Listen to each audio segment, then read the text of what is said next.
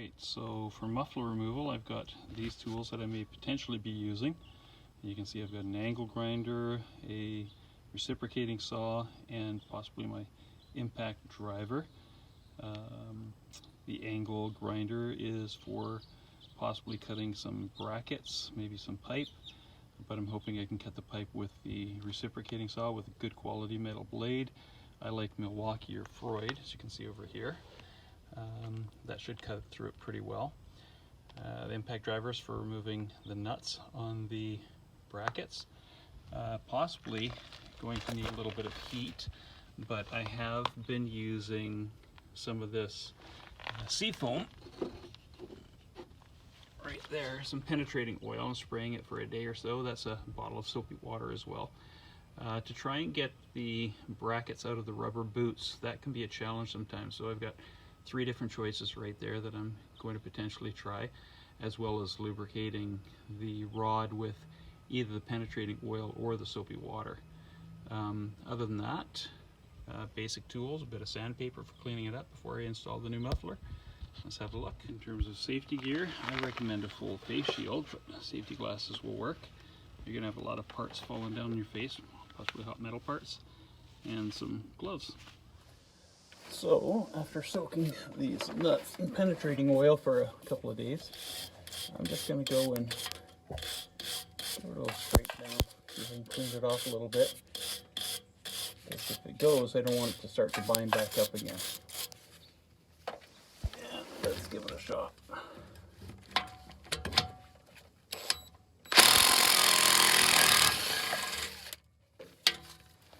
I'll be damned.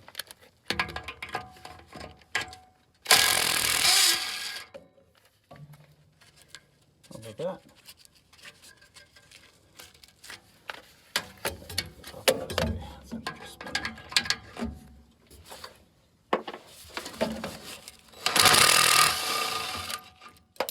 Just like that. Great.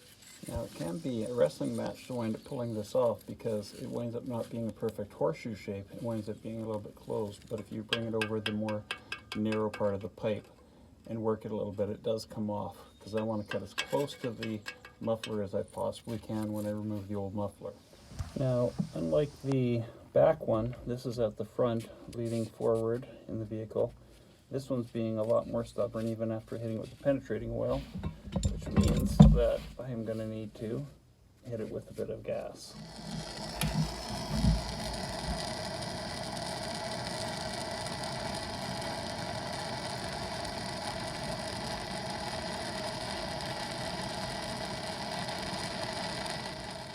Now what I'm doing, just for the challenge, is I'm using a breaker bar and I'm going back and forth.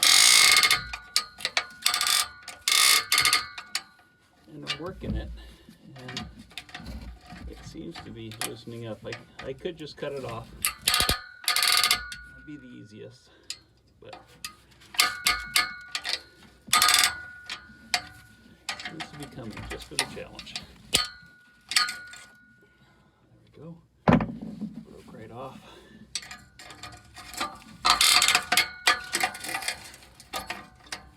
There it is. Now I'm going to cut this off starting from the front. I know the front is going to stay hanging as I cut this because it still has those rubber hangers up top there. So give it a try. Getting as close to the pipe as I could. No, I think I can. There it is. I'm at the back looking forward. This is part of the tailpipe right here, and it's hanging on the hanger right there, and 2 hangers are hanging onto the muffler up front. Can't seem to get a good angle to cut the tailpipe section off, so what I'm going to do is I'm going to push this out right here, the little nub and the hanger, the rubber hanger, and then I'm going to do the same at the front and remove the muffler along with the tailpipe. I'll be reusing the tailpipe, and it'll be a lot easier to cut it out when it's no longer underneath the vehicle. My technique that I'm going to try is I'm going to start with soapy water. Both sides.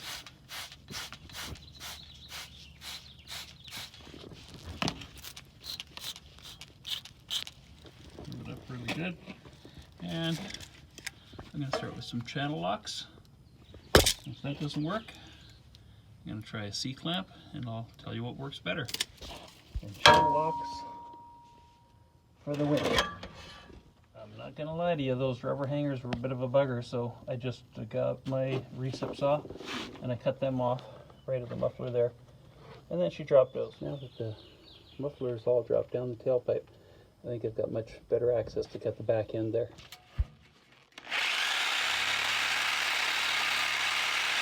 This is dropped down now. Recip saw.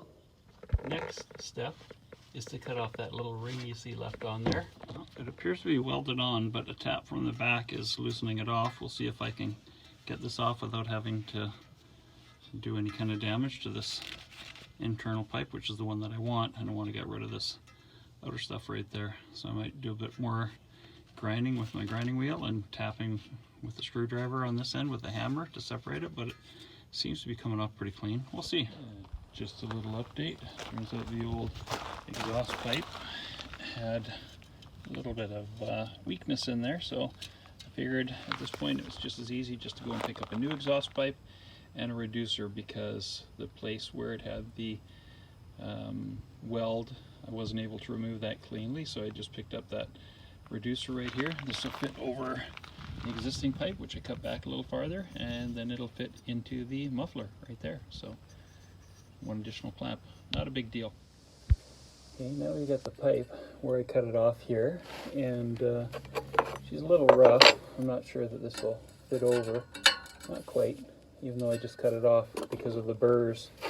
So all I'm going to do is I'm just going to take a file and I'm going to sand down the burrs on the outer edge and see if I can round it off and see if the reducer will fit on it. Okay, it's been about, I don't know, 2 minutes of filing maybe, and yeah, it seems to be fitting on there pretty good. But before I do put it on, I am going to run some sandpaper over top of it. Here's what that looks like for sanding.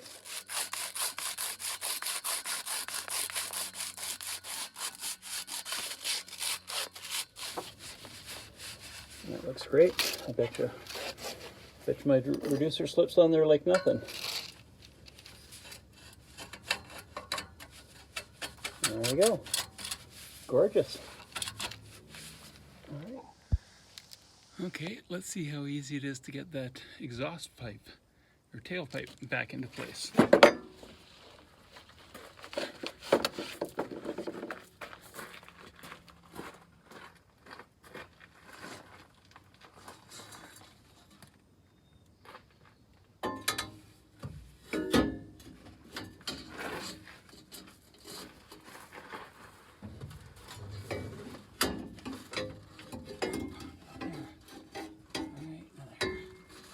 Lube it up and slip it in.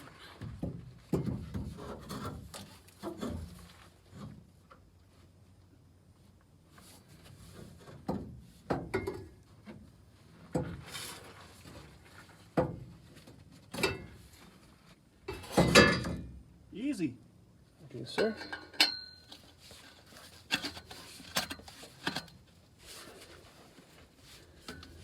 Good.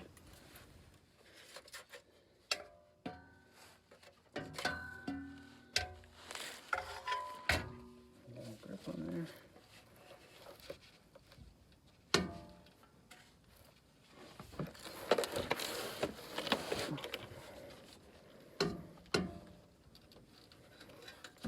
And there's the two.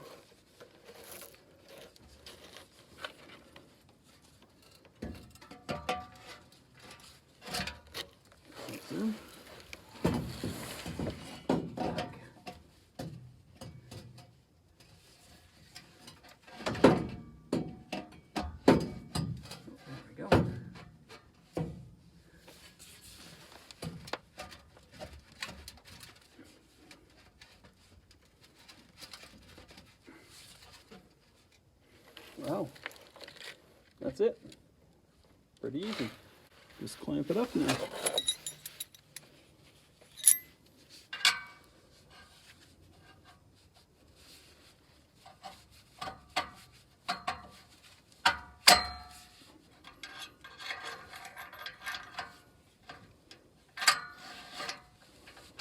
these typically go off to the side just a little bit. So I might as well go to the side where I'm going to have the most amount of room, which might be this direction, facing to the outside of the vehicle, away from the drive shaft.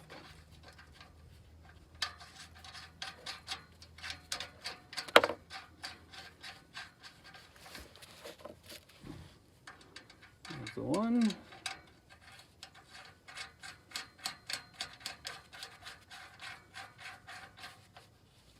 And a two.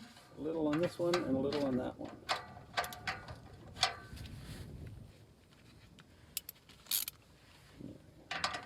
A little on the top one. Till it grabs. A little on the bottom one. Till it grabs.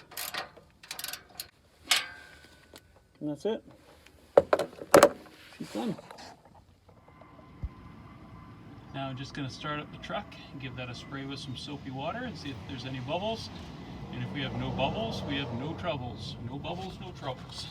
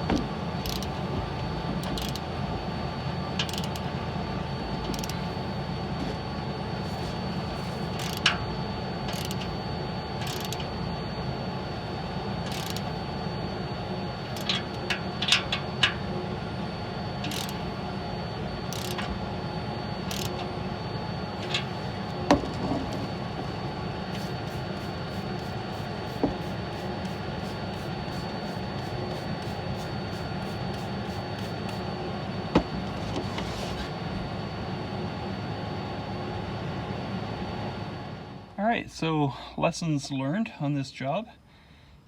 Elevate the vehicle because it's going to be a little bit tight if you don't. So get it up as much as you can. I put the front wheels on some ramps and then I jacked up the back end and it gave me a few extra inches of very necessary room to work. Second thing is take your time. You don't know what you're dealing with until you start to cut it out and figure out how to get it out, so take your time. Something might work for part of it and then not work for another part of it, so you might have to change it up a bit. When you take it apart, you never know, you're probably going to have to go back to the parts store, so be expecting that in terms of time. Be realistic with your expectations, because once you find out what the real situation is, then you know exactly what parts you're going to need. So have another vehicle ready to go to the parts store, and you can even bring some parts with you. Like I brought a piece of the pipe that was cut off right there, so that I could get this reducer, and the parts guy at the auto store there matched me up just absolutely perfect. Went in the back room, picked up the piece, and that was great. The rest of it, it's actually pretty gosh darn easy to do, so would I recommend that you try it on your own? I think so. In the end, this cost me about just over $200, and I was quoted $1,200 to get it done at the shop, at the Muffler repair shop. So I think that's a pretty considerable savings right there. Takes a little bit of time, but if you're patient and have realistic expectations, absolutely you can do it. And if you have to cut up more pipe, you can always get more pipe. Anyways, hope this is helpful for you.